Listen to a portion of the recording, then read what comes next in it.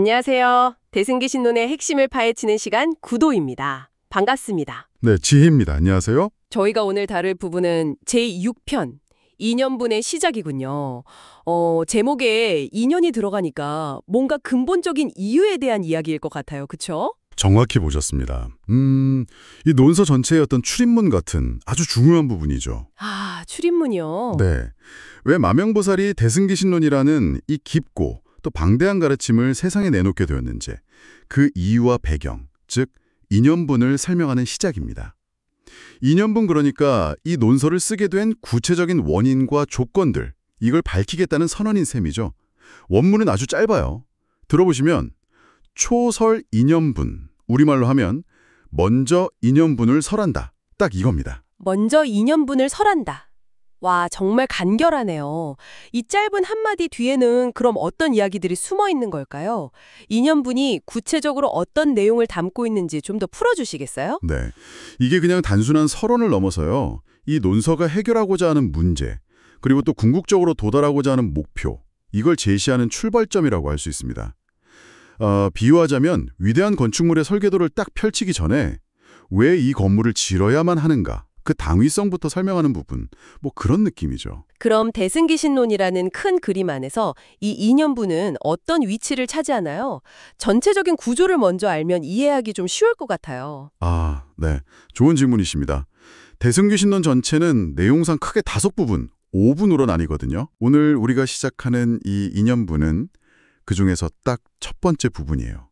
앞으로 펼쳐질 그 심오한 논의들의 대전제이자 또 이 가르침을 접하는 당신이 어떤 마음으로 또 무엇을 얻기 위해서 이 길을 가야 하는지 알려주는 뭐랄까 내비게이션의 첫 화면 같은 거죠. 아하, 그러니까 본격적인 철학 탐험에 앞서서 우리가 지금 왜 이 여정을 시작하는가, 그 이유랑 목적지부터 명확히 짚고 넘어가는 거군요. 등산 시작하기 전에 정상하고 루트 확인하는 것처럼요. 네, 바로 그렇습니다. 그냥 막연히 따라오세요 이게 아니라 왜 이 길을 가야 하는지 그 이유를 분명히 알고 시작하자 이런 취지죠. 자, 그럼 이제 그 구체적인 이유들을 하나씩 살펴보겠습니다. 원효 스님의 해설을 따라가 보면요. 이 초설 2년분이라는 짧은 선언 속에 2가지 중요한 의미가 함축되어 있다고 하세요. 네. 첫째는 방금 말씀드린 대로 5부분 중 첫 번째인 2년분의 시작을 알리는 것이고요. 둘째는 이 2년분 안에서 총 8가지 이유, 즉 8인연을 설명하겠다는 예고입니다. 8가지 이유요? 와, 어떤 이유들이기에 이 방대한 논서를 써야만 했을까요?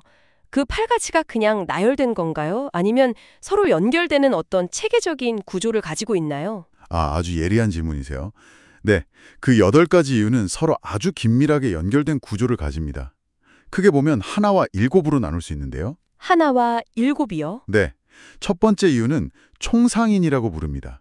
총상인. 이게 뭐 쉽게 말하면 이 논서뿐만 아니라 모든 대승불교 수행의 가장 근본적이고 보편적인 이유, 그러니까 대원칙에 해당한다고 볼 수 있어요. 아, 대원칙. 그리고 나머지 7가지는 별상인이라고 하는데요. 별상인. 이건 다시 말해서 대승기신론이라는 이 특정 논서의 각 부분과 연결되는 좀 더 구체적이고 세부적인 저술 목적들이죠. 그러니까 총상인이라는 큰 목표 아래 그것을 달성하기 위한 1가지 세부 전략, 뭐 이렇게 볼 수도 있겠네요. 그렇군요. 총상인과 별상인. 네, 먼저 총상인, 즉 가장 근본적인 이유부터 보면요. 그 목적은 아주 명확하고 또 굉장히 큽니다. 바로 모든 중생들이 온갖 종류의 고통에서 완전히 벗어나서 궁극적인 즐거움을 얻게 하기 위함이라는 거예요. 모든 중생, 모든 고통, 궁극적인 즐거움. 네, 여기서 근데 중요한 점은 이게 세상 사람들이 흔히 추구하는 뭐 명예나 재산 아니면 뭐 칭찬 같은 세속적인 이익하고는 전혀 차원이 다른 목표라는 거죠. 모든 고통에서 벗어나서 궁극적인 즐거움을 얻는다.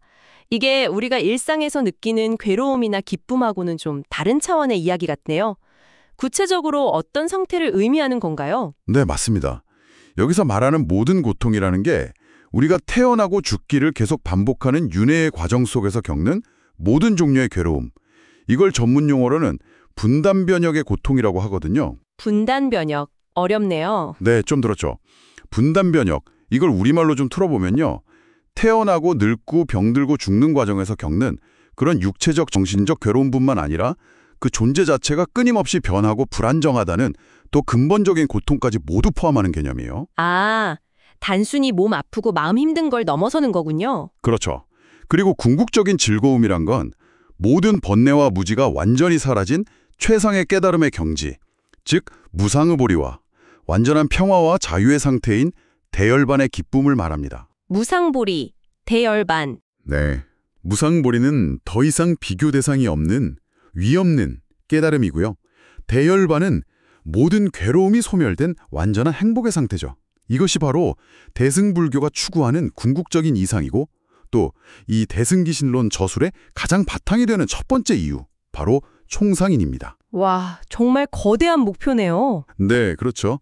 그리고 나머지 7가지 별상인은 이 총상인의 목표를 이루기 위해서 대승기신론이 구체적으로 어떤 유형을 다룰 것인지를 보여주는 거예요. 예를 들어서 첫 번째 별상인은 열의 가르침의 근본 원리인 일심이문을 바르게 해석해서 중생들이 잘못된 생각, 특히 나라는 존재나 세상의 모든 현상이 고정불변하게 실제한다고 집착하는 거 있잖아요. 네, 그런 집착들. 네, 그걸 인하집과 법화집이라고 하는데 여기서 벗어나게 하려는 목적입니다. 일심이문이라는 게 우리 마음이 본래 깨끗한 측면, 진요문하고 현상적으로 드러나는 측면, 생멸문, 두 가지를 동시에 가지고 있다는 핵심 교리거든요.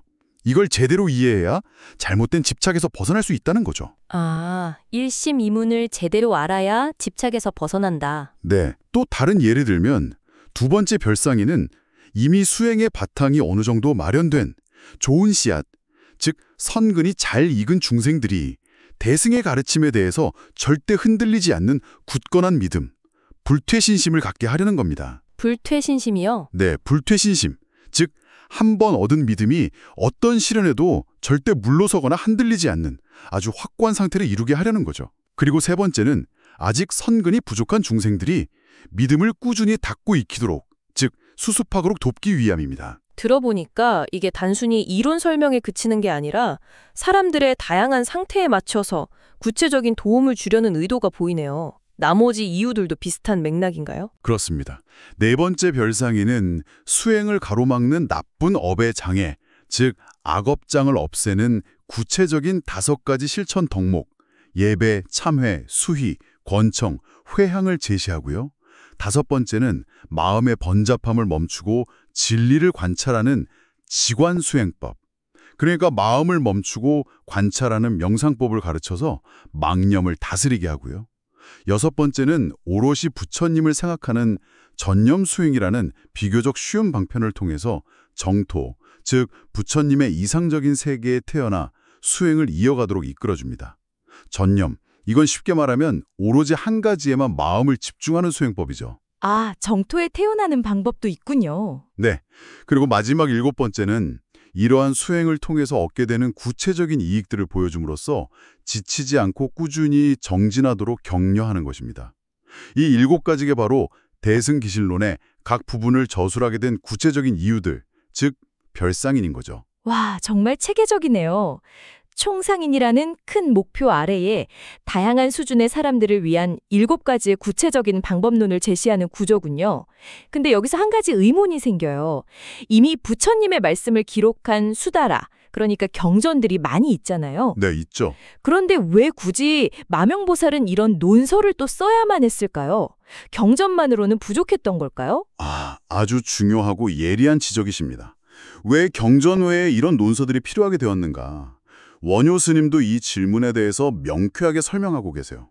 핵심은 시대와 사람들의 변화입니다. 부처님께서 살아계셨던 시절, 즉 열애제세 때는 상황이 달랐다는 거예요. 부처님 계실 때 이게 참 신기해요. 어떤 점에서요? 이 원음은 단 한 번 설해져도 듣는 사람 각자의 수준과 필요에 맞게 동시에 다르게 이해되는 신비로운 힘이 있었다고 해요.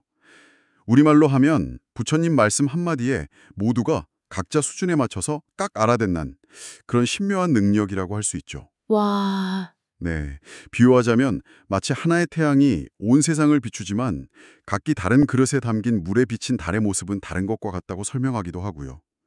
그래서 부처님 당시에는 별도의 해설서가 거의 필요 없었다는 겁니다. 원음이라. 한 번의 설법으로 모든 사람이 각자 맞게 알아듣는다니 정말 상상하기 어려운 능력이네요. 하지만 그건 부처님 시대의 이야기고. 맞습니다. 문제는 부처님께서 돌아가신 뒤, 즉 멸도 후의 시대죠.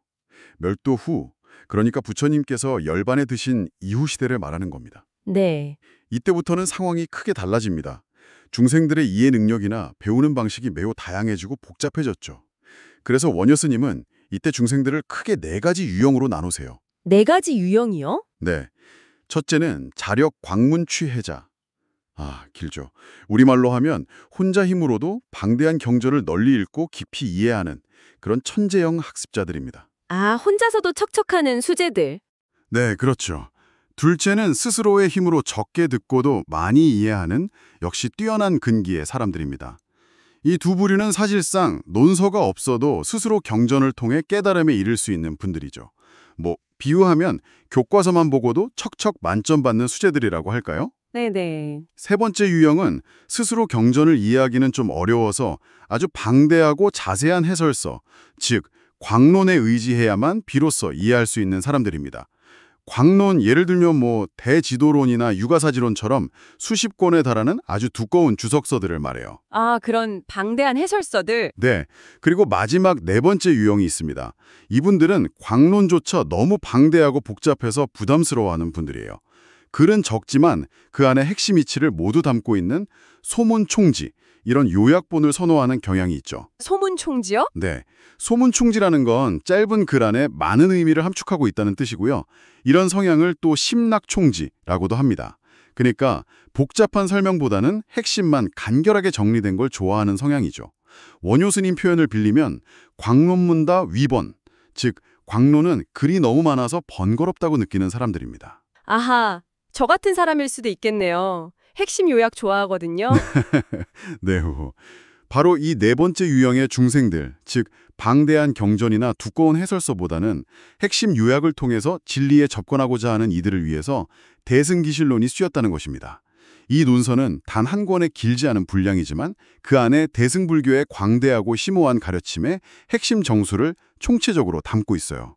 어쩌면 바쁜 현대인이나 복잡한 이론보다는 명료한 핵심을 선호하는 당신에게 딱 맞는 사상 정리 노트이자 철학 내비게이션인 셈이죠. 와, 정말 흥미로운 군종인데요.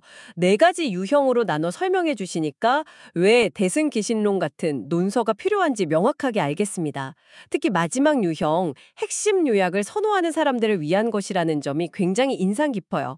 마치 요즘 시대의 니즈를 미리 알고 계셨던 것 같기도 하고요. 그럼 우리가 이 이념분을 이해하는 것이 실제 수행이나 공부에는 구체적으로 어떤 도움을 줄 수 있을까요? 네, 이 이념분을 깊이 이해하는 것은 우리의 수행 여정 전체에 걸쳐서 아주 실질적인 도움을 줍니다. 크게 3가지 측면에서 그 중요성을 강조할 수 있을 것 같아요. 네. 첫째는 내가 왜 수행하고 공부하는가에 대한 근본적인 동기를 명확히 재확인하게 됩니다. 아까 총상인에서 밝혔듯이 우리의 궁극적인 목표는 세속적인 성공이나 명예가 아니라 모든 고통에서 벗어나 완전한 깨달음과 행복, 즉 무상보리와 대열반을 얻는 거잖아요. 네, 그렇죠. 이 목표를 가슴 깊이 새길 때 우리가 일상의 어려움 속에서도 수행의 방향을 잃지 않고 나아갈 힘을 얻게 되는 거죠. 아, 목표의식을 확실히 하는 거군요. 네. 둘째는 무엇을 수행하고 점검해야 하는가에 대한 구체적인 로드맵을 얻게 됩니다. 7가지 별상인이 단순한 저술 이유가 아니라 우리가 깨달음으로 나아가기 위해 반드시 점검하고 실천해야 할 구체적인 수행 과제들이거든요. 네. 예를 들어서 첫 번째 별상인 일심이문 해석을 통해서 내 이해가 올바른가 점검하고 4번째 별상인 악업장 소멸을 보면서 참회와 같은 5가지 수행법을 잘 실천하고 있는지 돌아보는 시기죠. 참회, 이게 우리말로 하면 자신의 잘못을 깊이 뉘우치고 다시는 짓지 않겠다고 다짐하면서 씻어내는 수행이고요. 회양은 내가 쌓은 공덕을 혼자 가지는 게 아니라 모든 존재에게 돌려서 함께 행복해지기를 바라는 마음입니다. 아, 별상인 하나하나가 다 점검 항목이네요. 그렇죠. 나의 현재 상태를 비춰보는 거울이 되는 겁니다. 그리고 셋째는 어떻게 공부하고 수행할 것인가에 대한 중요한 힌트를 얻습니다. 앞서 살펴본 4가지 중생 유형처럼 사람마다 타고난 이해력과 성향, 이걸 근기라고 했죠. 이 근기가 다릅니다. 네, 근기. 근기. 이게 우리말로 하면 뭐 각자의 실력이나 수준, 배우는 스타일 이런 걸 의미하죠. 내가 어떤 유형에 가까운지 솔직하게 성찰해 볼 필요가 있어요. 나는 혼자서 경전을 깊이 파고들 수 있는 사람인가? 아니면 자세한 해설서가 필요한가? 혹은 대승기실론처럼 소문총지, 즉 간결하면서도 해침을 담은 논설을 통해 전체적인 그림을 먼저 파악하는 것이 더 효과적인가? 자신의 근기를 정확히 파악하고 그에 맞는 방법을 선택하는 것, 이게 바로 지혜로운 공부의 시작이라고 할 수 있습니다. 정말 그렇네요. 단순히 지식을 얻는 것을 넘어서 나 자신을 돌아보고 실제 수행의 방향을 잡는 데 직접적인 도움을 주는군요. 혹시 비유를 들어 설명해 주시면 이 인연분의 역할이 더 선명하게 와닿을 것 같아요. 아, 네, 좋습니다. 대승기실론기 2년분은 마치 최첨단 스마트폰을 처음 샀을 때 보게 되는 빠른 시작 가이드의 서문과 같다고 비유할 수 있겠네요. 빠른 시작 가이드의 서문이요? 재밌네요. 네, 훌륭한 빠른 시작 가이드 서문을 보면 먼저 이 스마트폰이 당신의 삶을 어떻게 더 편리하고 즐겁게 만들어줄 건지, 어떤 놀라운 경험과 이익을 줄 것인지 명확하게 제시하잖아요. 그렇죠. 이게 바로 총상인 모든 고통에서 벗어나 궁극적 즐거움을 얻게 한다는 약속과 같은 겁니다.